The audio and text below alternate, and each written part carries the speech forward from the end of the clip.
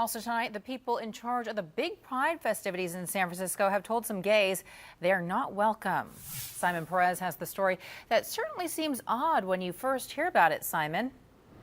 Veronica, during Pride weekend, events are going to fill up Civic Center Plaza here in front of City Hall in San Francisco. That's where dozens, hundreds of groups get together and really explain to people what it is that they do. But this year, there will be no National Guard presence, no California military presence at all, because the Pride Committee said they couldn't come. So to hear that we were not allowed to come this year was certainly a shock to us and quite upsetting too, coming from my standpoint, being a gay man openly serving in the California State Military Reserve.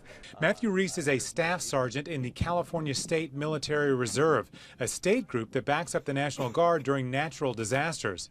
But this year, both the National Guard and the State Military Reserve were told to stay away from San Francisco Pride events. We find this to be really particularly disturbing because only LGBT people in the city of San Francisco are being affected by this.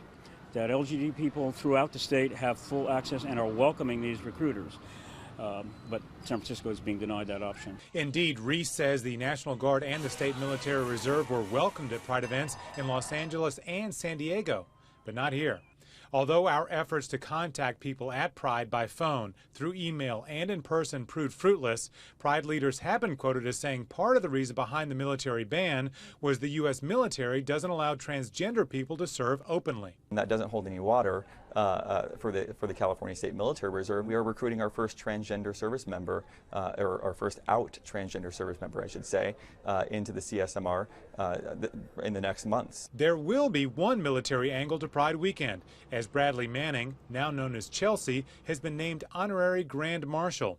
Manning was sentenced to 35 years in prison after being convicted of espionage. Manning admitted to leaking military documents to WikiLeaks while in the Army. Manning isn't worthy of honor, according to Fred Schein, who heads up the San Francisco Log Cabin Republicans. Chelsea Manning put many American lives in jeopardy in Iraq and in Afghanistan and perhaps other places in the world through the information that was released. Pride Weekend is scheduled to take place the last week in June. In San Francisco, I'm Simon Perez, KPIX 5.